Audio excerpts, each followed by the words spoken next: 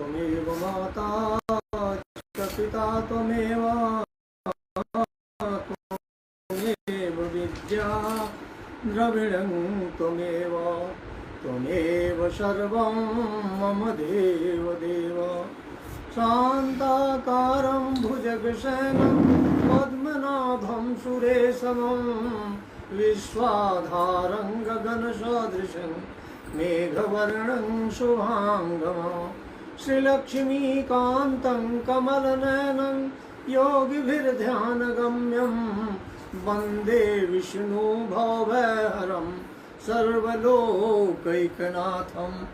अच्युतां केशवं रामनारायणं कृष्णदामोदरं वासुदेवं भजे।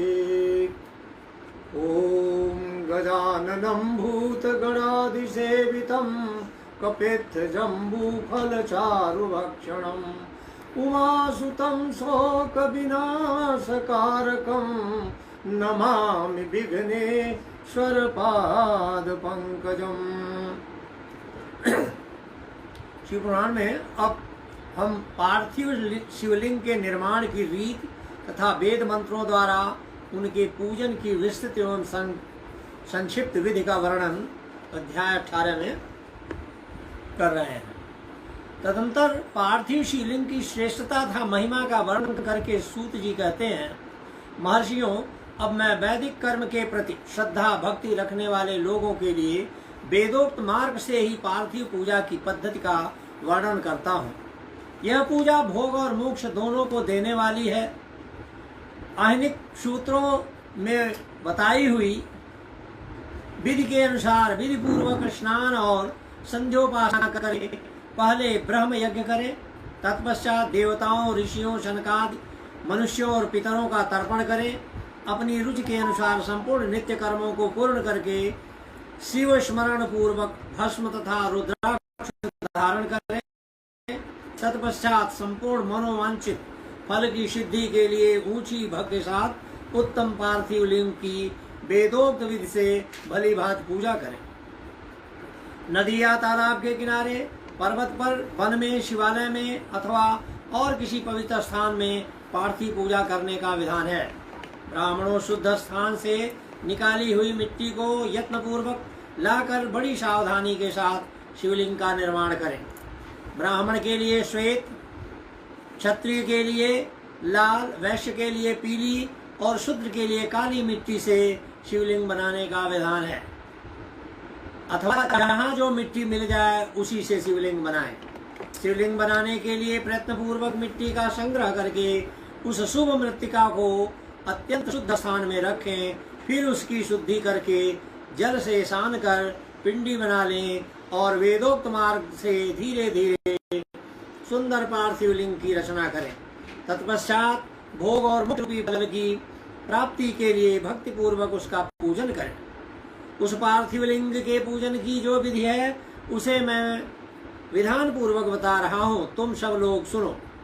ओम नमः शिवाय इस मंत्र का उच्चारण करते हुए समस्त पूजन सामग्री का प्रोक्षण करें, उस पर जल छिड़के। उसके बाद भूरस इत्यादि मंत्र से क्षेत्र सिद्धि करें। फिर आपो अस्मान इस मंत्र से जल का संस्कार करें। इसके बाद नमस्ते रुद्र इस मंत्र से स्फटिकाबंध स्फटिक शिला का घेरा बनाने की बात कही गई है। नवा संभवाय इस मंत्र से क्षेत्र शुद्धि और पंचामृत का प्रोक्षण करें। तत्पश्चात शिव भक्त पुरुष नमः पूर्वक नीलग्रीवाय मंत्र से शिवलिंग की उत्तम प्रतिष्ठा करें। इसके बाद वैदिक रीति से पूजन कर्म करने वाला उपासक भक्ति पूर्वक एतत्ते रुद्रावशम वशः इस मंत्र में रमणीय आसन दें। मानो महानतम इस मंत्र से आवाहन करें। या ते रुद्र इस मंत्र से भगवान शिव को आसन पर समासीन करें। आमिषु इस मंत्र से शिव के अंगों में न्यास करें। अध्यवोचत इस मंत्र से प्रेम पूर्वक अधिवासन करें। अशो यस्ताम्रो इस मंत्र से शिवलिंग में इष्ट देवता शिव का न्यास करें। असौ यो और सरपति, इस मंत्र से उपसर्पण देवताओं के समीप गमन करें। इसके बाद नमस्तो अस्तु नीलग्रीवाय, इस मंत्र से इष्ट देव को पाद्य समर्पित करें। रुद्र गायत्री से अर्घ दे। त्र्यंबक मंत्र से आचमन कराएं। पयः पृथिव्याम, इस मंत्र से दुग्ध स्नान कराएं। दधि क्रांत्यो, इस मंत्र से दधि स्नान कराएं। घृत पावा, इस मंत्र से घृत स्नान कराएं। मधुवाता, मधु नक्त, मधुमानो, इन 3 ऋचाओं से मधु स्नान और शर्करा स्नान कराएं। इन दुग्ध आदि 5 वस्तुओं को पंचामृत कहते हैं अथवा पाद्य समर्पण के लिए कहे गए नमोस्तु नीलग्रीवाय आदि मंत्र द्वारा पंचामृत से स्नान कराएं। तदंतर मां नस्तों के इस मंत्र से प्रेम पूर्वक भगवान शिव को कटिबद्ध करधनी अर्पित करें। नमो कृष्णवे, इस मंत्र का उच्चारण करके आराध्य देवता को उत्तरीय धारण कराएं।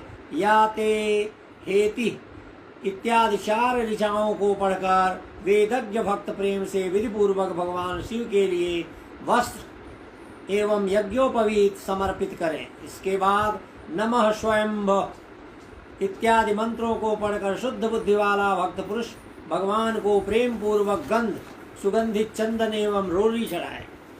नमश्छभ्यो, इस मंत्र से अक्षत अर्पित करें। नमः पार्य, इस मंत्र से फूल चढ़ाएं। नमः पर्य, इस मंत्र से बिल्वपत्र समर्पण करें। नमः कपर्दिने च इत्यादि मंत्र से विधि पूर्वक धूप दें।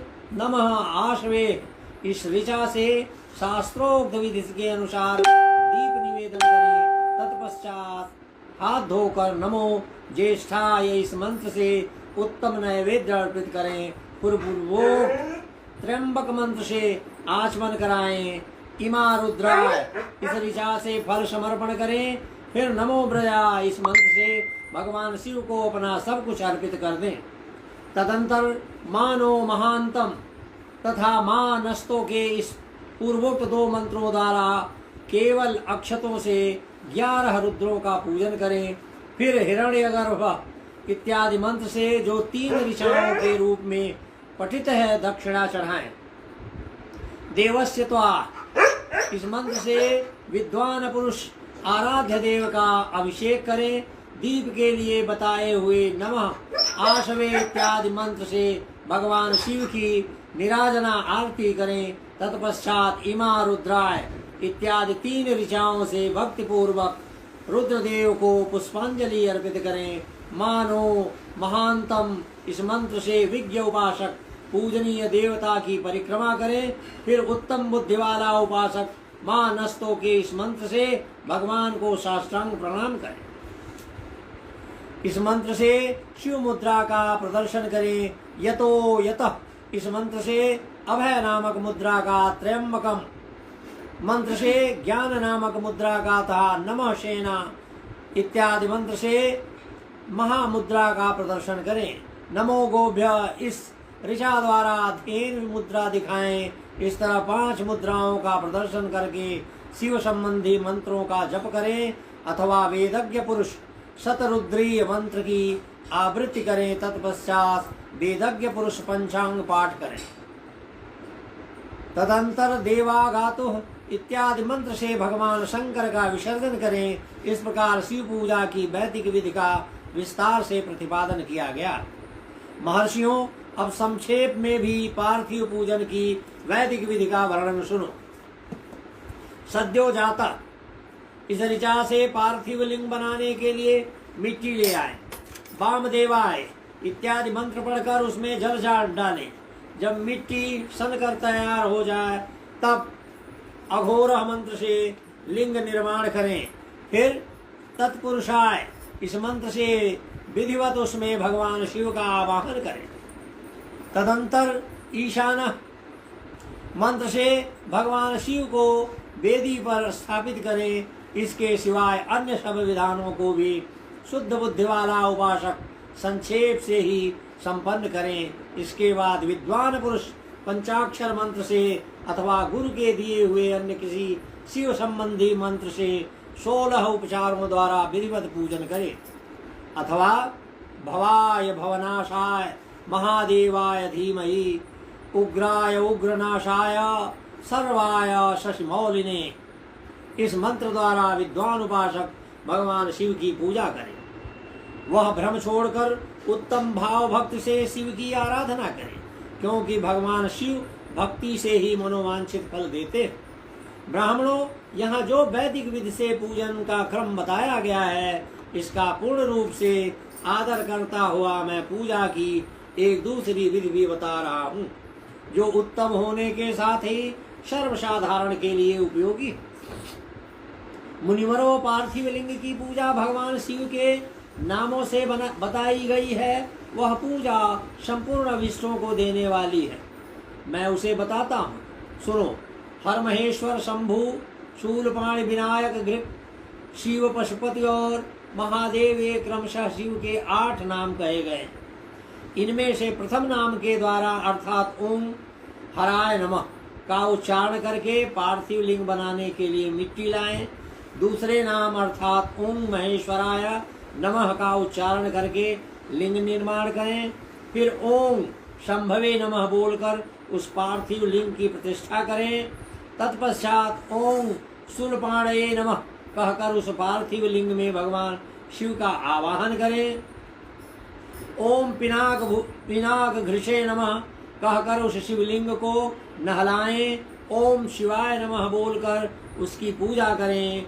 फिर ओम पशुपतये नमः कहकर क्षमा प्रार्थना करें और अंत में ओम महादेवाय नमः कहकर आराध्य देव का विसर्जन करें।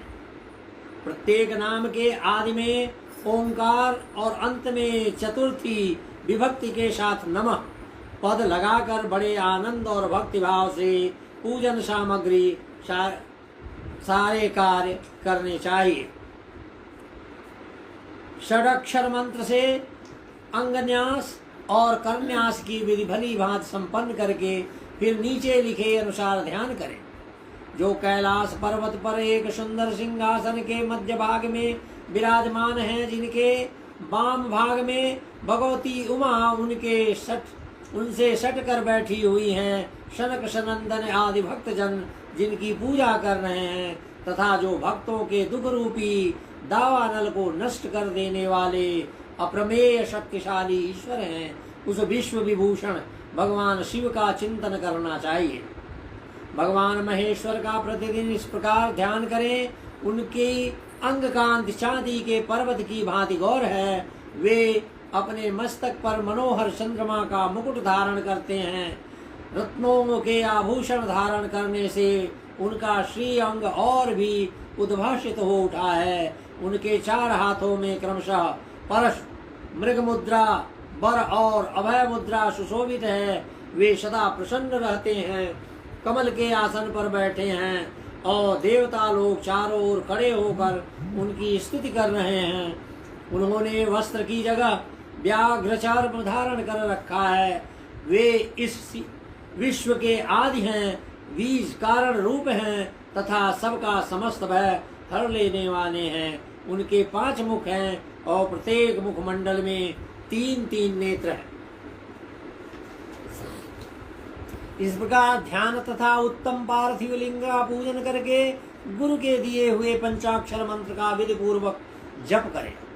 विप्रवरों, विद्वान पुरुषों को चाहिए कि वह देवेश्वर शिव को प्रणाम करके नाना प्रकार की स्तुतियों द्वारा उनका स्तवन करें तथा शतरुद्री यजुर 16वें अध्याय में मंत्र है का पाठ करें। तत्पश्चात अंजलि में अक्षत और फूल लेकर उत्तम भक्ति भाव से निम्नांकित मंत्रों को पढ़ते हुए प्रेम और प्रसन्नता के साथ भगवान शंकर से इस प्रकार प्रार्थना करें। सबको सुख देने वाले कृपा निधान भूतनाथ शिव, मैं आपका हूँ। आपके गुणों में ही मेरे प्राण बसते हैं, अथवा आपके गुण ही मेरे प्राण, मेरे जीवन सर्वस्व हैं। मेरा चित्त सदा आपके ही चिंतन में लगा हुआ है, यह जानकर मुझ पर प्रसन्न होइए। कृपा कीजिए शंकर, मैंने अनजान में अपना जानबूझकर अथवा जानबूझकर यदि कभी आपका जप और पूजन आदि किया हो तो आपकी कृपा से वह सफल हो जाए। गौरीनाथ, मैं आधुनिक युग का महान पापी हूँ, पतित हूँ, और आप सदा से ही परम महान पतित पावन हैं। इस बात का विचार करके आप जैसा चाहें वैसा करें। महादेव सदाशिव वेदों, पुराणों, नाना प्रकार के शास्त्रीय सिद्धांतों और विभिन्न महर्षियों ने भी अब तक आपको पूर्ण रूप से नहीं जाना है, फिर मैं कैसे जान सकता हूँ। महेश्वर, मैं जैसा हूँ वैसा ही उसी रूप में संपूर्ण भाव से आपका हूँ, आपके आश्रित हूँ, इसीलिए आपसे रक्षा पाने के योग्य हूँ। परमेश्वर, आप मुझ पर प्रसन्न होइए। मुने इस प्रकार प्रार्थना करके हाथ में लिए हुए अक्षत और पुष्प को भगवान शिव के ऊपर चढ़ाकर उन शंभुदेव को भक्ति भाव से विधि पूर्वक साष्टांग प्रणाम करें। तदंतर शुद्ध बुद्धि वाला उपासक शास्त्रोक्त विधि से इष्ट देव की परिक्रमा करे, फिर श्रद्धा पूर्वक स्तुतियों द्वारा देवेश्वर शिव की स्तुति करे। इसके बाद गला बजाकर गले से अव्यक्त शब्द का उच्चारण करके पवित्र एवं विनीत चित्त वाला साधक भगवान को प्रणाम करे। फिर आदर पूर्वक विज्ञप्ति करे और उसके बाद विसर्जन। मुनि वरो इस प्रकार विधि पूर्वक पार्थिव पूजा बताई गई। वह भोग और मोक्ष देने वाली तथा भगवान शिव के प्रति भक्ति भाव को बढ़ाने वाली है। अध्याय 19 और 20। पार्थिव पूजा की महिमा, शिव नैवेद्य भक्षण के विषय में निर्णय तथा बिल्व का महात्म्य। तदंतर ऋषियों के पूछने पर किस कामना की पूर्ति के लिए कितने पार्थिव लिंगों की पूजा करनी चाहिए, इस विषय का वर्णन करके सूत जी बोले, महर्षियों, पार्थिव लिंगों की पूजा कोटि कोटि यज्ञों का फल देने वाली है। कलयुग में लोगों के लिए शिवलिंग पूजन जैसा श्रेष्ठ दिखाई देता है, वैसा दूसरा कोई साधन नहीं है। यह समस्त शास्त्रों का निश्चित सिद्धांत है। शिवलिंग भोग और मोक्ष देने वाला है। लिंग 3 प्रकार के कहे गए हैं, उत्तम, मध्यम और अधम। जो 4 अंगुल ऊंचा और देखने में सुंदर हो तथा वेदी से युक्त हो, उस शिवलिंग को शास्त्रज्ञ महर्षियों ने उत्तम कहा है। उससे आधा मध्य और उससे आधा अधम माना गया है। इस तरह 3 प्रकार के शिवलिंग कहे गए हैं जो उत्तरोत्तर श्रेष्ठ हैं। ब्राह्मण, क्षत्रिय, वैश्य, शूद्र अथवा विलोम शंकर कोई भी क्यों न हो, वह अपने अधिकार के अनुसार वैदिक अथवा तांत्रिक मंत्र से सदा आदर पूर्वक शिवलिंग की पूजा करे। ब्राह्मणों, महर्षियों, अधिक कहने से क्या लाभ? शिवलिंग का पूजन करने में स्त्रियों का तथा अन्य सब लोगों का भी अधिकार है। द्विजों के लिए वैदिक पद्धति से ही शिवलिंग की पूजा करना श्रेष्ठ है, परंतु अन्य लोगों के लिए वैदिक मार्ग से पूजा करने की सम्मति नहीं है। वेदज्ञ द्विजों को वैदिक मार्ग से ही पूजन करना चाहिए, अन्य मार्ग से नहीं। यह भगवान शिव का कथन है। दधीच और गौतम आदि के साप से जिनका चित्त दग्ध हो गया हो, उन द्विजों की वैदिक कर्म में श्रद्धा नहीं होती, जो मनुष्य वेदों तथा स्मृतियों में कहे हुए सत्कर्मों की अवहेलना करके दूसरे कर्म को करने लगता है, उसका मनोरथ कभी सफल नहीं होता। इस प्रकार विधि पूर्वक भगवान शंकर का नैवेद्यांत पूजन करके उनकी त्रिभुवनमयी 8 मूर्तियों का भी वही पूजन करें। पृथ्वी, जल, अग्नि, वायु, आकाश, सूर्य, चंद्रमा तथा यजमान, ये भगवान शंकर की 8 मूर्तियां कही गई हैं। इन मूर्तियों के साथ साथ सर्व, भव, रुद्र, उग्र, भीम, ईश्वर, महादेव तथा पशुपत इन नामों की भी अर्चना करें। तदंतर चंदन, अक्षत और बिल्वपत्र लेकर वहां ईशान आदि के क्रम से भगवान शिव के परिवार का उत्तम भक्ति भाव से पूजन करें। ईशान, नंदी, चंड, महाकाल, भृंगी, वृष, स्कंद, कपदेश्वर, सोम तथा शुक, ये 10 शिव के परिवार हैं जो क्रमशः ईशान आदि 10 दिशाओं में पूजनीय हैं। तत्पश्चात भगवान शिव के समक्ष वीरभद्र का और पीछे कीर्तिमुख का पूजन करके विधि पूर्वक 11 रुद्रों की पूजा करें। इसके बाद पंचाक्षर मंत्र का जप करके शतरुद्रीय स्तोत्र का नाना प्रकार की स्तुतियों का तथा शिव पंचांग का पाठ करें। तत्पश्चात परिक्रमा और नमस्कार करके शिवलिंग का विसर्जन करें। इस प्रकार मैंने शिव पूजन की संपूर्ण विधि का आदर पूर्वक वर्णन किया। रात्रि में देव कार्य को सदा उत्तराभिमुख होकर ही करना चाहिए। इसी प्रकार शिव पूजन भी पवित्र भाव से सदा उत्तराभिमुख होकर ही करना उचित। जहाँ शिवलिंग स्थापित हो उससे पूर्व दिशा का आश्रय लेकर नहीं बैठना या खड़ा होना चाहिए, क्योंकि वह दिशा भगवान शिव के आगे या सामने पड़ती है। इष्ट देव का सामना रोकना ठीक नहीं। शिवलिंग से उत्तर दिशा में भी न बैठे, क्योंकि उधर भगवान शंकर का वामांग है जिसमें शक्ति स्वरूपा देवी उमा विराजमान है। पूजक को शिवलिंग से पश्चिम दिशा में भी नहीं बैठना चाहिए, क्योंकि वह आराध्य देव का पृष्ठभाग है। पीछे की ओर से पूजा करना उचित नहीं है। अतः अवशिष्ट दक्षिण दिशा ही ग्राह्य है, उसी का आश्रय लेना चाहिए। तात्पर्य यह है कि शिवलिंग से दक्षिण दिशा में उत्तराभिमुख होकर बैठें और पूजा करें। विद्वान पुरुष को चाहिए कि वह भस्म का त्रिपुंड लगाकर, रुद्राक्ष की माला लेकर तथा बिल्वपत्र का संग्रह करके ही भगवान शंकर की पूजा करे। इनके बिना नहीं। मुनीश्वरों, शिव पूजन आरंभ करते समय यदि भस्म न मिले तो मिट्टी से भी ललाट में त्रिपुंड अवश्य कर लेना चाहिए।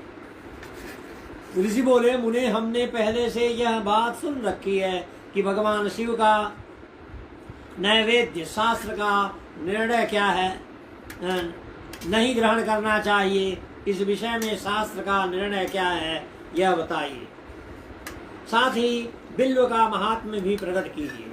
सूत ने कहा, मुनियों, आप शिव संबंधी व्रत का पालन करने वाले हैं, अतः आप सबको शतत धन्यवाद है। मैं प्रसन्नता पूर्वक सब कुछ बताता हूँ, आप सावधान होकर सुने। जो भगवान शिव का भक्त है, बाहर भीतर से पवित्र और शुद्ध है, उत्तम व्रत का पालन करने वाला तथा दृढ़ निश्चयी से युक्त है, वह शिव नैवेद्य का अवश्य भक्षण करे। भगवान शिव का नैवेद्य अग्राह्य है, इस भावना को मन से निकाल दें। शिव के नैवेद्य को देख लेने मात्र से भी सारे पाप दूर भाग जाते हैं। उसको खा लेकर तो करोड़ों पुण्य अपने भीतर आ जाते हैं। आए हुए शिव नैवेद्य को सिर झुकाकर प्रसन्नता के साथ ग्रहण करें और प्रयत्न करके शिव स्मरण पूर्वक उसका भक्षण करें। आए हुए शिव नैवेद्य को जो यह कहकर कि मैं इसे दूसरे समय में ग्रहण करूंगा, लेने में बिल्वपत्र कर देता है, वह मनुष्य निश्चय ही पाप से बच जाता है। जिसने शिव की दीक्षा ली हो, उस शिव भक्त के लिए यह शिव नैवेद्य अवश्य भक्षणीय है, ऐसा कहा जाता है। शिव की दिशा से युक्त शिव भक्त पुरुष के लिए सभी शिवलिंगों का नैवेद्य शुभ एवं महाप्रसाद है, अतः वह उसका अवश्य भक्षण करे। परंतु जो अन्य देवताओं की दीक्षा से युक्त हैं और शिव भक्ति में भी मन को लगाए हुए हैं, उनके लिए शिव नैवेद्य भक्षण के विषय में क्या निर्णय है, इसे आप लोग प्रेम पूर्वक सुने। ब्राह्मणों, जहाँ से शालग्राम शिला की उत्पत्ति हुई, वहाँ से उत्पत्ति लिंग में रसलिंग, पारद लिंग में पाषाण रजत तथा सुवर्ण से निर्मित लिंग में देवताओं तथा सिद्धि द्वारा प्रतिष्ठित लिंग में, केशर निर्मित लिंग में, स्फटिक लिंग में, रत्न निर्मित लिंग में तथा समस्त ज्योतिर्लिंगों में विराजमान भगवान शिव के नैवेद्य का भक्षण चांद्रायण व्रत के समान पुण्यजनक है। ब्रह्मत्या करने वाला पुरुष भी यदि पवित्र होकर शिव निर्माल्य का भक्षण करके उसे सिर पर धारण करे तो उसका सारा पाप शीघ्र ही नष्ट हो जाता है। पर जहाँ चंड का अधिकारी है वहाँ जो शिव निर्माल्य हो उसे धारण मनुष्यों को नहीं खाना चाहिए। चंड का अधिकार, जहाँ चंड का अधिकार नहीं है वहाँ से शिव निर्माल्य का सभी को भक्ति पूर्वक भोजन करना चाहिए। बाणलिंग नर्मदेश्वर, लोह निर्मण स्वर्णादि धातुमय लिंग, सिद्धलिंग, जिन लिंगों की उपासना से किसी ने सिद्धि प्राप्त की हो अथवा जो सिद्धों द्वारा स्थापित है वे लिंग स्वयंभू लिंग, इन सब लिंगों में तथा शिव की प्रतिमाओं में चंड का अधिकार नहीं है। जो मनुष्य शिवलिंग को विधि पूर्वक स्नान कराकर उस स्नान के जल का 3 बार आचमन करता है उसके कायिक, वाचिक और मानसिक तीनों प्रकार के पाप यहाँ शीघ्र नष्ट हो जाते हैं। जो शिव नैवेद्य पात्र, पुष्प, फल और जल अग्राह्य है वह सब भी शालिग्राम शिला के स्पर्श से पवित्र ग्रहण के योग्य हो जाता है। मुनीश्वरों, शिवलिंग के ऊपर चढ़ा हुआ जो द्रव्य है वह अग्राह्य है। जो वस्तु शिवलिंग स्पर्श से रहित है अर्थात जिस वस्तु को अलग रखकर शिव जी को निवेदन किया जाता है, लिंग के ऊपर चढ़ाया नहीं जाता, उसे अत्यंत पवित्र जानना चाहिए। मुनिवरों, इस प्रकार नैवेद्य के विषय में शास्त्र का निर्णय बताया गया। अब तुम लोग सावधान हो, आदर पूर्वक बिल्व का महात्मा सुनो। यह बिल्व वृक्ष महादेव का ही रूप है। देवताओं ने भी इसकी स्तुति की है। फिर जिस किसी तरह से इसकी महिमा कैसे जानी जा सकती है? तीनों लोकों में जितने पुण्य तीर्थ प्रसिद्ध हैं वे संपूर्ण तीर्थ बिल्व के मूल भाग में निवास करते हैं। जो पुण्यात्मा मनुष्य बिल्व के मूल में लिंग स्वरूप अविनाशी महादेव जी का पूजन करता है वह निश्चय ही शिव पद को प्राप्त होता है। जो बिल्व की जड़ से अपने मस्तक को सींचता है वह संपूर्ण तीर्थों में स्नान का फल पा लेता है और वही इस भूतल पर पावन माना जाता है। इस बिल्व की जड़ के परम उत्तम थाले को जल से भरा हुआ देखकर महादेव जी पूर्णतया संतुष्ट होते हैं। जो मनुष्य गंध, पुष्प आदि से बिल्वपत्र के मूल भाग का पूजन करता है वह शिवलोक को पाता है और इस लोक में भी उसकी सुख संतति बढ़ती है। जो बिल्व की जड़ के समीप आदर पूर्वक दीपावली जलाकर रहता है वह तत्व ज्ञान से संपन्न हो भगवान महेश्वर से मिल जाता है। जो बिल्व की शाखा थामकर हाथ से उसके नए नए पल्लव उतारता और उनसे उस बिल्व की पूजा करता है हो जाता है। जो बिल्व की जड़ के समीप भगवान शिव के राग रखने वाले एक भक्त को भी भक्ति पूर्वक भोजन कराता है उसे कोटि गुना पुण्य प्राप्त होता है। जो बिल्व की जड़ के पास शिव भक्त को खीर और घृत से युक्त अन्न देता है वह कभी दरिद्र नहीं होता। ब्राह्मणों, इस प्रकार मैंने सांगोपांग शिवलिंग पूजन का वर्णन किया। यह प्रवृत्ति मार्गी तथा निवृत्ति मार्गी पूजकों के भेद से 2 प्रकार का होता है। प्रवृत्तिगामी संपूर्ण अभिष्ट वस्तुओं को देने वाली होती है। प्रवृत्ति पुरुष सुपात्र गुरु आदि के द्वारा ही सारी पूजा संपन्न करें तथा अभिषेक के अंत में अगहनी के चावल से बना हुआ नैवेद्य निवेदन करें। पूजा के अंत में शिवलिंग को शुद्ध संपुट में विराजमान करके घर के भीतर कहीं अलग रख दें। निवृत्ति मार्गी उपासकों के लिए हाथ पर ही शिव पूजन का विधान है। उन्हें भिक्षा आदि से प्राप्त हुए अपने भोजन को ही नैवेद्य रूप में निवेदित कर देना चाहिए। निवृत्त पुरुषों के लिए सूक्ष्म लिंग की श्रेष्ठ बताया जाता है। वे विमुखों से पूजन करें और विभूति को ही नैवेद्य रूप में निवेदित भी करें।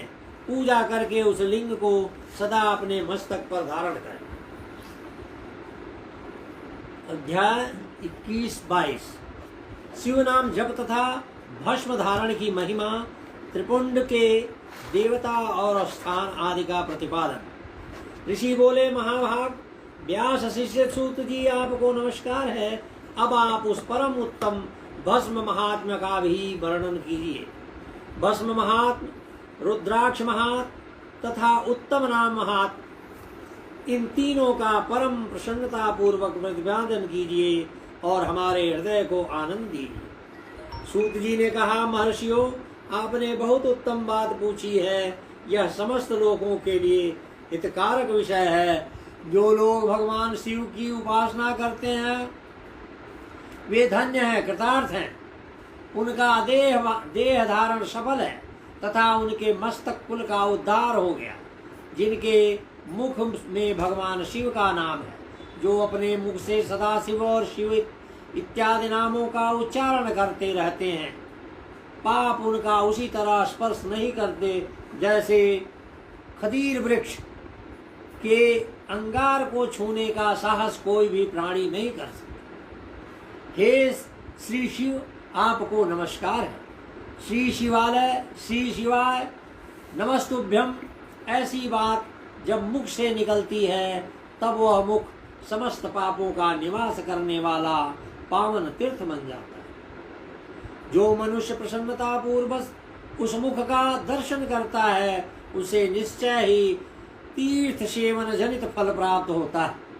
ब्राह्मणों शिव का नाम विभूति, भस्म तथा रुद्राक्ष, ये तीनों त्रिवेणी के समान परम पुण्यमय माने गए। जहाँ ये तीनों शुभतर वस्तुएं सर्वदा रहती हैं, उनके दर्शन मात्र से मनुष्य त्रिवेणी स्नान का फल पा लेता है। भगवान शिव का नाम गंगा है, विभूति यमुना मानी गई हैं तथा रुद्राक्ष को सरस्वती कहा गया है। इन तीनों की संयुक्त त्रिवेणी मस्तक पापों का नाश करने वाली। श्रेष्ठ ब्राह्मणों, इन तीनों की महिमा को सद्विलक्षण भगवान महेश्वर के बिना दूसरा कौन भली भांति जानता है। इस ब्रह्मांड में जो कुछ है वह सबको केवल महेश्वर ही जानते हैं। विप्रगण, मैं अपनी श्रद्धा भक्ति के अनुसार संक्षेप में भगवत नामों की महिमा का कुछ वर्णन करता हूँ। तुम सब लोग प्रेम पूर्वक सुनो। यह नाम महात्म समस्त पापों को हर लेने वाला सर्वोत्तम साधन है। शिव इस नाम रूपी दावानल से महान पातक रूपी पर्वत अनायास ही भस्म हो जाता है। यह सत्य है, इसमें संशय नहीं है। शौनक पाप मूलक जो नाना प्रकार के दुख हैं, वे एकमात्र शिव नाम भगवत नाम से ही नष्ट होने वाले हैं।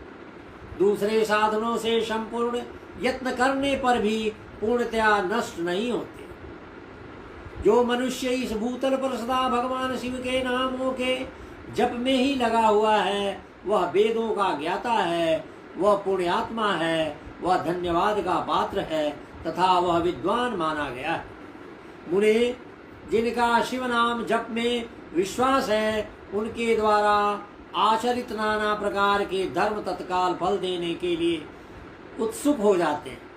महर्षि, भगवान शिव के नाम से जितने पाप नष्ट होते हैं, उतने पाप मनुष्य इस भूतल पर कर नहीं सकते। जो शिव नाम रूपी नौका पर आरूढ़ हो संसार रूपी समुद्र को पार करते हैं, उनके जन्म मरण रूप संसार के मूलभूत वे सारे पाप निश्चय ही नष्ट हो जाते हैं। महामुने, संसार के मूलभूत पातक रूपी पादपों का शिव नाम रूपी कुठार से निश्चय ही नाश हो जाता है। जो पाप रूपी दावानल से पीड़ित हैं, उन्हें शिव नाम रूपी अमृत का पान करना चाहिए।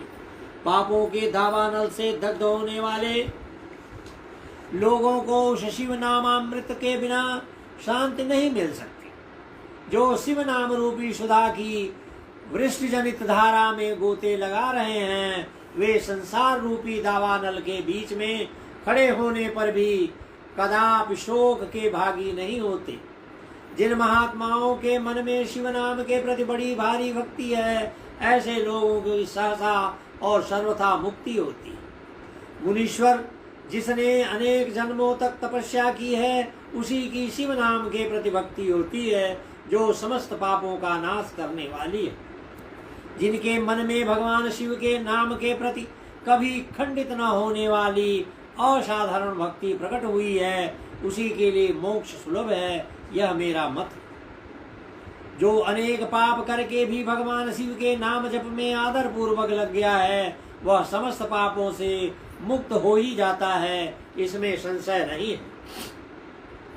जैसे वन में दावानल से दग्ध हुए वृक्ष भस्म हो जाते हैं, उसी प्रकार शिव नाम रूपी दावानल से दग्ध होकर उस समय तक के सारे पाप भस्म हो जाते हैं।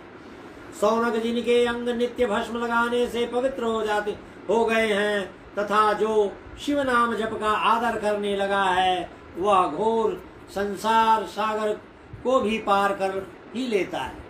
संपूर्ण वेदों का अवलोकन करके पूर्ववर्ती महर्षियों ने यही निश्चय किया है कि भगवान शिव के नाम का जप संसार सागर को पार करने के लिए सर्वोत्तम उपाय है।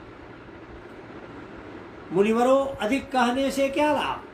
मैं शिव नाम के सर्व पापाहारी महात्मा का एक ही श्लोक में वर्णन करता हूँ। भगवान शंकर के एक नाम में ही पाप हरण की जितनी शक्ति है, उतना पातक मनुष्य कभी कर ही नहीं सकता। मुनेश्वर काल में महापापी राजा इंद्रदुम्न ने शिव नाम के प्रभाव से ही उत्तम सदगति प्राप्त की थी। इसी तरह कोई ब्राह्मणी युवती भी जो बहुत पाप कर चुकी थी, शिव नाम के प्रभाव से ही उत्तम गति को प्राप्त हुई। विधिवरों, इस प्रकार मैंने तुमसे भगवत नाम के उत्तम महात्मा का वर्णन किया है। अब तुम भस्म का महात्मा सुनो। जो मनुष्य पावन वस्तुओं को भी पावन करने वाला है, महर्षियों भस्म संपूर्ण मंगलों को देने वाला तथा उत्तम है, उसके दो भेद बताए गए हैं। उन भेदों का मैं वर्णन करता हूँ, सावधान होकर सुनो। एक को महाभस्म जानना चाहिए और दूसरे को स्वल्प भस्म। महाभस्म के भी अनेक भेद हैं, वह 3 प्रकार का कहा गया है: श्रौत, स्मार्त और लौकिक। स्वल्प भस्म के भी बहुत से भेदों का वर्णन किया गया है। श्रौत और स्मार्त भस्म को केवल द्विजों के ही उपयोग में आने के योग्य कहा गया है। तीसरा जो लौकिक भस्म है, वह अन्य सब लोगों के भी उपयोग में आ सकता है। शेष महर्षियों ने यह बताया है कि द्विजों को वैदिक मंत्र के उच्चारण पूर्वक भस्म धारण करना चाहिए। दूसरे लोगों के लिए बिना मंत्र के ही केवल धारण करने का विधान है। जले हुए गोबर के से प्रकट होने वाला भस्म आग्नेय कहलाता है। महामुने, वह भी त्रिपुंड का द्रव्य है, ऐसा कहा गया है। अग्निहोत्र से उत्पन्न हुए भस्म का भी मनुष्य पुरुषों को संग्रह करना चाहिए। अन्य यज्ञ से प्रकट हुआ भस्म भी त्रिपुंड धारण के काम में आ सकता है। जावालोपनिषद में आए हुए अग्नि इत्यादि 7 मंत्रों द्वारा जल मिश्रित भस्म से धुलन विभिन्न अंगों में मर्दन या लेपन करना चाहिए। महर्षि जावाली ने सभी वर्णों और आश्रमों के लिए मंत्र से या बिना मंत्र के भी आदर पूर्वक भस्म से त्रिपुंड लगाने की आवश्यकता बताई है। समस्त अंगों में सजल भस्म को मलना अथवा विभिन्न अंगों में तिरछा त्रिपुंड लगाना, इन कार्यों को मोक्षार्थी पुरुष प्रमाद से भी न छोड़ें, ऐसा श्रुति का आदेश है। भगवान शिव और विष्णु ने भी तिर्यक त्रिपुंड धारण किया है। अन्य देवियों सहित भगवती उमा और लक्ष्मी देवी ने भी वाणी द्वारा उनकी प्रशंसा की है। ब्राह्मणों, क्षत्रियों, वैश्यों, शूद्रों, वर्णशंकरों तथा जाति भ्रष्ट पुरुषों ने भी उद्धूलन एवं त्रिपुंड के रूप में भस्म धारण किया है। इसके पश्चात भस्म धारण था त्रिपुंड की महिमा एवं विधि बताकर सूत जी ने फिर कहा, महर्षियों, इस प्रकार मैंने संक्षेप से त्रिपुंड का महात्म बताया है। यह समस्त प्राणियों के लिए गोपनीय रहस्य है, अतः तुम्हें भी इसे गुप्त ही रखना चाहिए। मुनिवरों, ललाट आदि सभी निर्दिष्ट स्थानों में जो भस्म से 3 तिरछी रेखाएं बनाई जाती हैं, उन्हीं को विद्वानों ने त्रिपुंड कहा है। भौहों के मध्य भाग से लेकर जहाँ तक भौहों का अंत है, उतना बड़ा त्रिपुंड ललाट में धारण करना चाहिए। मध्याह्न और नामिका अंगुली से 2 रेखाएं करके बीच में अंगुष्ठा द्वारा प्रतिलोम भाव से की गई रेखा त्रिपुंड कहलाती है। अथवा बीच की 3 उंगलियों से भस्म लेकर यत्नपूर्वक भक्ति भाव से ललाट में त्रिपुंड धारण करें। त्रिपुंड अत्यंत उत्तम तथा भोग और मोक्ष को देने वाला है। त्रिपुंड की 3 रेखाओं से प्रत्येक के 9 देवता हैं, जो सभी अंगों में स्थित हैं। मैं उनका परिचय देता हूँ, सावधान होकर सुनो। मुनिवरों, प्रणव का प्रथम अक्षर अकार, गार्हपत्य अग्नि, पृथ्वी धर्म रजोगुण, ऋग्वेद क्रियाशक्ति, प्रातः शवन तथा महादेव ये त्रिपुंड की प्रथम रेखा के 9 देवता हैं। यह बात शिव दीक्षा परायण पुरुषों को अच्छी तरह समझ लेनी चाहिए। प्रणव का दूसरा अक्षर उकार, दक्षिणाग्नि, आकाश, तत्वगुण, यजुर्वेद, मध्य दिन शवन, इच्छा शक्ति, अंतरात्मा तथा महेश्वर ये दूसरी रेखा के 9 देवता हैं। प्रणव का तीसरा अक्षर मकार, आह्वनीय अग्नि, परमात्मा, तमोगुण, जुलोक, ज्ञान शक्ति, शामवेद, तृतीय शमन तथा शिव ये तीसरी रेखा के 9 देवता। इस प्रकार स्थान देवताओं को उत्तम भक्तिभाव से नित्य नमस्कार करके स्नान आदि से दुआ पुरुष यदि त्रिपुंड धारण करे तो भोग और मोक्ष को भी प्राप्त कर लेता है। मुनीश्वर, ये संपूर्ण अंगों में स्थान देवता बताए गए हैं, अतः उनके संबंधी स्थान बताता हूँ, भक्ति पूर्वक सुनो। 32, 16, 8 तथा 5 स्थानों में त्रिपुंड का न्यास करें। मस्तक, ललाट, दोनों कान, दोनों नेत्र, दोनों नासिका, मुख, कंठ, दोनों हाथ, दोनों कोहनी, दोनों कलाई, हृदय, दोनों पार्श्व भाग, नाभि, दोनों अंडकोश, दोनों उरु, दोनों गुल्फ, दोनों घुटने, दोनों पिंडलियों और दोनों पैर ये 32 प्रथम स्थान हैं।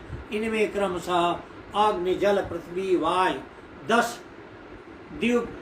दिक् प्रदेश, 10 दिक्पाल तथा 8 वसुओं का निवास है। धर, ध्रुव, सोम, आप, अनिल, अनल, प्रत्युष और प्रभास ये 8 वसु कहे गए हैं। इन सब का नाम मात्र लेकर इनके स्थानों में विद्वान पुरुष त्रिपुंड धारण करें। अथवा एकाग्र चित्र हो 16 स्थान में ही त्रिपुंड धारण करें। मस्तक, ललाट, कंठ, दोनों कंधों, दोनों भुजाओं, दोनों कोहनी तथा दोनों कलाइयों में, हृदय में, नाभि में, दोनों पसलियों में तथा पृष्ठभाग में त्रिपुंड लगाकर वहां दोनों अश्विनी कुमारों का, शिव शक्ति, रुद्र, ईश तथा नारद का और बामा आदि 9 शक्तियों का पूजन करें। ये सब मिलकर 16 देवता हैं। अश्विनी कुमार 2 कहे गए हैं, नासत्य, दस्त अथवा मस्तक, केश, दोनों कान, मुख, दोनों भुजा, हृदय, नाभि, दोनों उरु, दोनों जानु, दोनों पैर और पृष्ठभाग, इन 16 स्थानों में 16 त्रिपुंड का न्यास करें। मस्तक में शिव, केश में चंद्रमा, दोनों कानों में रुद्र और ब्रह्मा, मुख में विघ्नराज गणेश, दोनों भुजाओं में विष्णु और लक्ष्य में हृदय में शंभु, नाभि में प्रजापति, दोनों उरुओं में नाग और नाग कन्याएं, दोनों घुटनों में ऋषि कन्याएं, दोनों पैरों में समुद्र तथा विशाल पृष्ठभाग में संपूर्ण तीर्थ देवता रूप में विराजमान है। इस प्रकार 16 स्थानों का परिचय दिया गया। अब 8 स्थान बताए जाते हैं। गुह्य स्थान, ललाट, परमोत्तम, कर्ण युगल, दोनों कंधे, हृदय और नाभि, ये 8 स्थान हैं। इनमें ब्रह्मा तथा सप्तर्षि, ये 8 देवता बताए गए। मुनीश्वरों भस्म के स्थान को जानने वाले विद्वानों में इस तरह 8 स्थानों का परिचय दिया है। अथवा मस्तक, दोनों भुजाएं, हृदय और नाभि, इन 5 स्थानों को भस्म देवता पुरुषों ने भस्म धारण के योग्य बताया। यथा संभव देश काल आदि की अपेक्षा रखते हुए उद्दूलन, भस्म को अभिमंत्रित करना और जल में मिलाना आदि कार्य करें। यदि उद्दूलन में भी असमर्थ हो तो त्रिपुंड आदि लगाएं। रेतधारी तीनों गुणों के आधार था, तीनों देवताओं के जनक भगवान शिव का स्मरण करते हुए नमः शिवाय कहकर ललाट में त्रिपुंड लगाएं। ईशाभ्याम नमः ऐसा कहकर दोनों पार्श्व भागों में त्रिपुंड धारण करें। बीजाभ्याम नमः यह बोलकर दोनों कलाइयों में भस्म लगाएं। पितृभ्याम नमः कहकर नीचे के अंग में, उमेशाभ्याम नमः कहकर ऊपर के अंग में, तथा भीमाय नमः कहकर पीठ में और सिर के पीछे भाग में त्रिपुंड लगाना चाहिए। अध्याय 23 और 24। रुद्राक्ष धारण की महिमा तथा उसके विविध वेदों का वर्णन। सूत जी कहते हैं, महाप्राज्ञ महामते शिव रूप शौनक, अब मैं संक्षेप में रुद्राक्ष का महात्मा बता रहा हूँ, सुनो। रुद्राक्ष शिव को बहुत ही प्रिय है, इसे परम पावन समझना चाहिए। रुद्राक्ष के दर्शन से, स्पर्श से तथा उस पर जप करने से वह समस्त पापों का अपहरण करने वाला माना गया है। उन्हें पूर्व काल में परमात्मा शिव ने समस्त लोगों का उपकार करने के लिए देवी पार्वती के सामने रुद्राक्ष की महिमा का वर्णन किया था। भगवान शिव बोले, महेश्वरी शिवे, मैं तुम्हारे प्रेम वश भक्तों के हित की कामना से रुद्राक्ष की महिमा का वर्णन करता हूँ, सुनो। महेशानी पूर्व काल की बात है, मैं मन को संयम में रखकर हजारों दिव्य वर्षों तक घोर तपस्या में लगा रहा। एक दिन सहसा मेरा मन शुद्ध हो उठा। परमेश्वरी, मैं संपूर्ण लोगों का उपकार करने वाला स्वतंत्र परमेश्वर हूँ। अतः उस समय मैंने लीलावश ही अपने दोनों नेत्र खोले। खुलते ही मेरे मनोहर नेत्रपुटों से कुछ जल की बूंदें गिरी। आंसू की इन बूंदों से वहां रुद्राक्ष नामक वृक्ष पैदा हो गया। भक्तों पर अनुग्रह करने के लिए वे अश्रुबिंदु स्थावर भाव को प्राप्त हो गए। वे रुद्राक्ष मैंने विष्णु भक्त को तथा चारों वर्णों के लोगों को बांट दिए। भूतल पर अपने प्रिय रुद्राक्ष को मैंने गौड़ देश में उत्पन्न किया। मथुरा, अयोध्या, लंका, मलयाचल, शहयगिरी, काशी तथा अन्य देशों में भी उनके अंकुर उगाए। वे उत्तम रुद्राक्ष असह्य पाप समूहों का भेदन करने वाले तथा श्रुतियों के भी प्रेरक हैं। मेरी आज्ञा से वे ब्राह्मण, क्षत्रिय, वैश्य और शूद्र जाति के भेद से इस भूतल पर प्रकट हुए। रुद्राक्षों की ही जाति के शुभाक्ष भी हैं। उस ब्राह्मणादि जाति वाले रुद्राक्षों के वर्ण श्वेत, रक्त, पीत तथा कृष्ण जानने चाहिए। मनुष्यों को चाहिए कि वे क्रमशः वर्ण के अनुसार अपनी जाति का ही रुद्राक्ष धारण करें। भोग और मोक्ष की इच्छा रखने वाले चारों वर्णों के लोगों और विशेषतः शिव भक्तों को शिव पार्वती की प्रसन्नता के लिए रुद्राक्ष के फलों को अवश्य धारण करना चाहिए। आंवले के फल के बराबर जो रुद्राक्ष हो वह श्रेष्ठ बताया गया है। जो बेर के फल के बराबर हो उसे मध्यम श्रेणी का कहा गया है, और जो चने के बराबर हो उसे गणना निम्न कोट में ही की गई है। अब इसकी उत्तमता को परखने की यह दूसरी उत्तम प्रक्रिया बताई जाती है। इसे बताने का उद्देश्य है भक्तों की हित कामना। पार्वती, तुम भली भांति प्रेम पूर्वक इस विषय को सुनो। महेश्वरी, जो रुद्राक्ष बेर के फल के बराबर होता है वह उतना छोटा होने पर भी लोक में उत्तम फल देने वाला तथा सुख सौभाग्य की वृद्धि करने वाला होता है। जो रुद्राक्ष आंवले के फल के बराबर होता है वह समस्त अरिष्टों का विनाश करने वाला होता है, तथा जो गुंजा फल के समान बहुत छोटा होता है वह संपूर्ण मनोरथों और फलों को सिद्ध करने वाला है। रुद्राक्ष जैसे जैसे छोटा होता है वैसे अधिक फल देने वाला होता है। एक एक बड़े रुद्राक्ष से एक एक छोटे रुद्राक्ष को विद्वानों ने 10 गुना अधिक फल देने वाला बताया।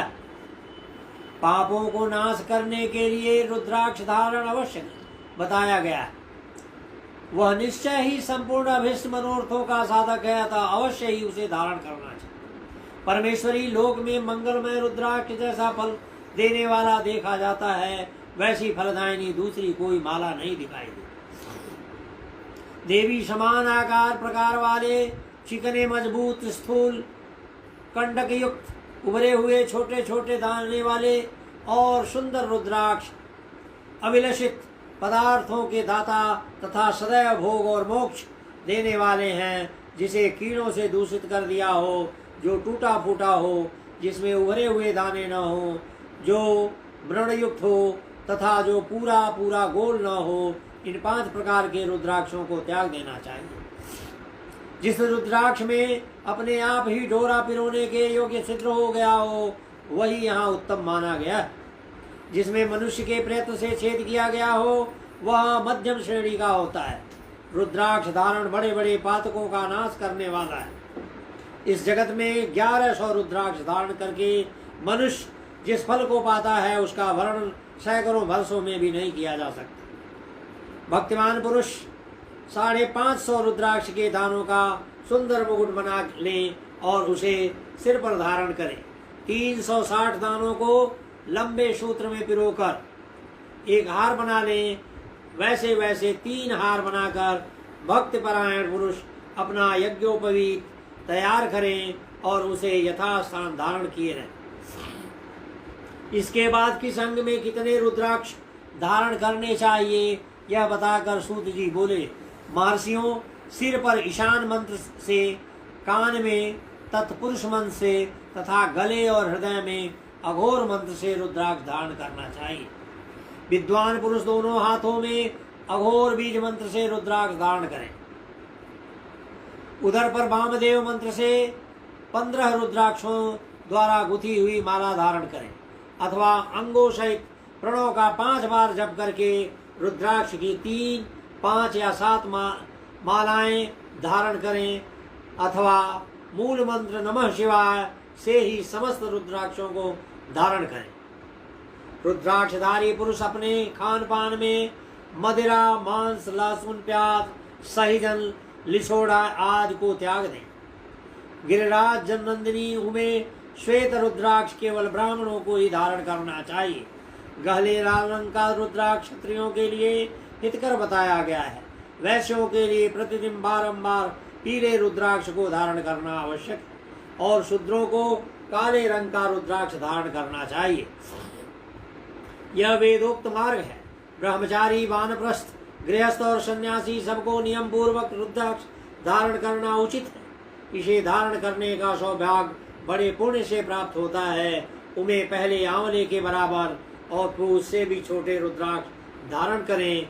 जो रोगी हो, जिसमें दाने न हो, जिन्हें कीड़ों ने खा लिया हो, जिसमें पिरेनो योग छिद्र न हो, ऐसे रुद्राक्ष मंगलाकांक्षी पुरुषों को नहीं धारण करने चाहिए। रुद्राक्ष मेरा मंगलमय लिंग विग्रह है। वह अंततो गत्वा चने के बराबर लघुतर होता है। सूक्ष्म रुद्राक्ष को ही सदा प्रशस्त माना गया है। सभी आश्रमों, समस्त वर्णों, स्त्रियों और शूद्रों को भी भगवान शिव की आज्ञा के अनुसार सदैव रुद्राक्ष धारण करना चाहिए। यतियों के लिए प्रणव के उच्चारण पूर्वक रुद्राक्ष धारण का विधान है। जिसके ललाट में त्रिपुंड लगा हो और सभी अंग रुद्राक्ष से विभूषित हो तथा जो मृत्युंजय मंत्र का जप कर रहा हो, उसका दर्शन करने से साक्षात रुद्र के दर्शन का फल प्राप्त होता है। पार्वती, रुद्राक्ष अनेक प्रकार के बताए गए हैं। मैं उनके भेदों का वर्णन करता हूँ। वे भेद भोग और मोक्ष रूप फल देने वाले हैं। तुम प्रथम भक्ति भाव से उनका परिचय सुनो। एक मुख वाला रुद्राक्ष साक्षात शिव का स्वरूप है।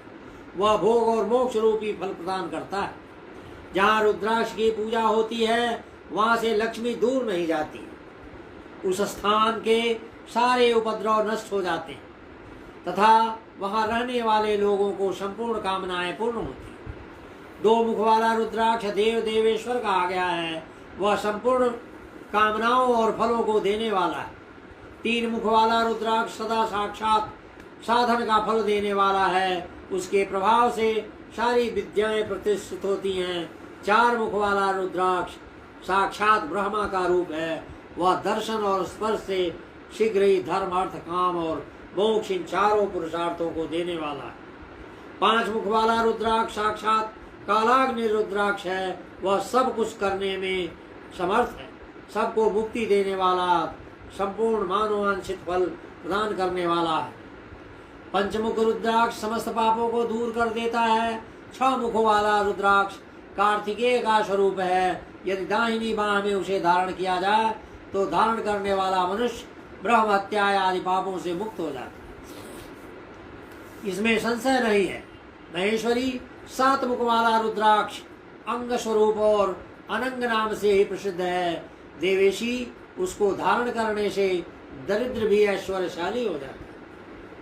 आठ मुख वाला रुद्राक्ष अष्टमूर्ति भैरव रूप है। जिसको धारण करने से मनुष्य पूर्णायु होता है और मृत्यु के पश्चात सूलधारी शंकर हो जाता है।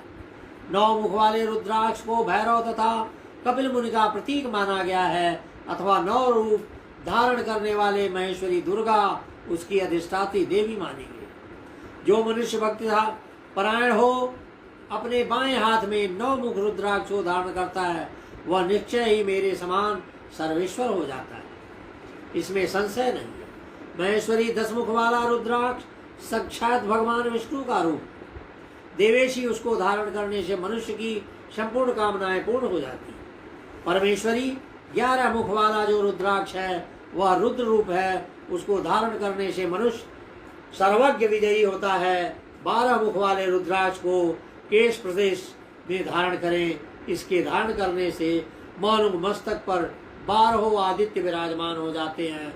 13 मुख वाला रुद्राक्ष विश्व देवा का स्वरूप है। उसको धारण करने से करके मनुष्य संपूर्ण अभिष्टों को पाता तथा सौभाग्य और मंगल लाभ करता है।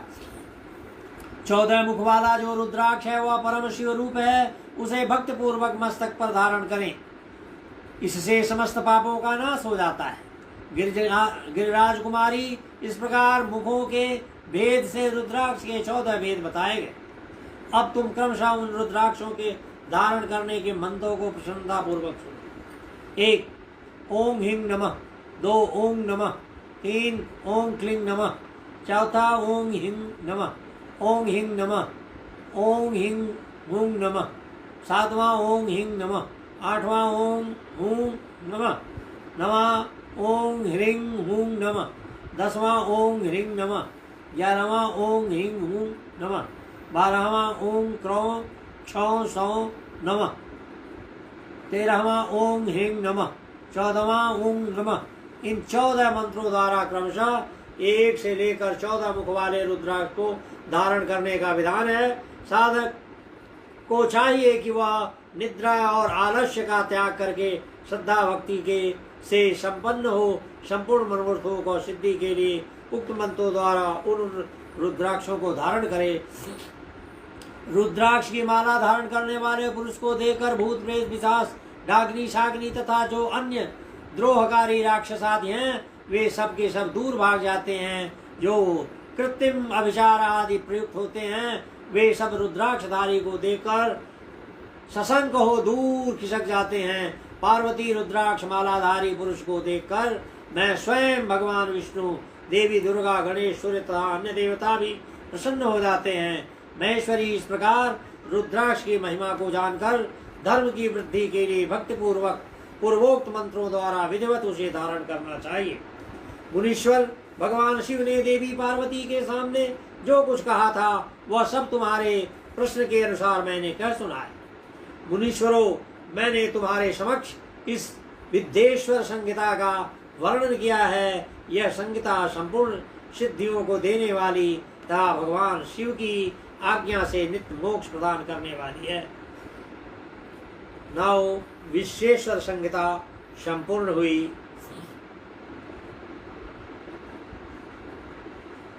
होगा ना? जय शिव ओंकारा, प्रभु हर शिव ओंकारा, ब्रह्मा विष्णु सदा शिव, ब्रह्मा विष्णु सदा शिव, अर्धांगी धारा, ओम जय शिव ओंकारा। एकानन चतुरानन पंचानन राजे, शिव पंचानन राजे, हंसासन गरुडासन, हंसासन गरुडासन, वृषवाहन साजे, ओम जय शिव ओंकारा। स्विभुज चार चतुर्भुज, दस भुज ते सोहे, शिव दस भुज ते सोवे, तीनों रूप निरखता, तीनों रूप निरखता, त्रिभुवन जन मोहे, ओम जय शिव ओंकारा। अक्षमाला वनमाला मुंडमाला धारी, शिव मुंडमाला धारी, चंदन मृग मद चंदा, चंदन मृग मद चंदा, भाले शिव सिधारी, ओम जय शिव ओंकारा। श्वेतांबर पीतांबर बाघांबर अंगे, शिव बाघांबर अंगे, सनकादिक गरुणादिक, सनकादिक गरुणादिक, भूतादिक संगे, ओम जय शिव ओंकारा। कर के मध्य कमंडल, चक्र त्रिशूल धरता, शिव चक्र त्रिशूल धरता, जग करता जग हरता, जग करता जग हरता, जग पालन करता, ओम जय शिव ओंकारा। ब्रह्मा विष्णु सदा शिव जानत अविवेका, शिव जानत अविवेका, प्रणवाक्षर के मध्य, प्रणवाक्षर के मध्य, ये तीनों एका, ओम जय शिव ओंकारा। त्रिगुण स्वामी जी की आरती जो कोई जन गावे, बोले प्रेम सहित गावे कहत शिवानंद स्वामी कहत हरि हर स्वामी मन वांछित फल पावे। ओम जय शिव ओमकारा जय शिव ओमकारा प्रभु हर शिव ओमकारा ब्रह्मा विष्णु सदा शिव ब्रह्मा विष्णु सदा शिव अर्धांगी धारा। ओम जय शिव ओमकारा। ओम जान से अनजान से भूल चूक जो कुछ भी कहीं कुछ हुई हो त्रुटि हुई हो सबको क्षमा करें। हर हर महादेव हर हर महादेव हर हर महादेव। सर्वे भवन्तु सुखिनः सर्वे सन्तु निरामया सर्वे भद्राणि पश्यन्तु मा कश्चित् दुःखभाग् भवेत्। ओम।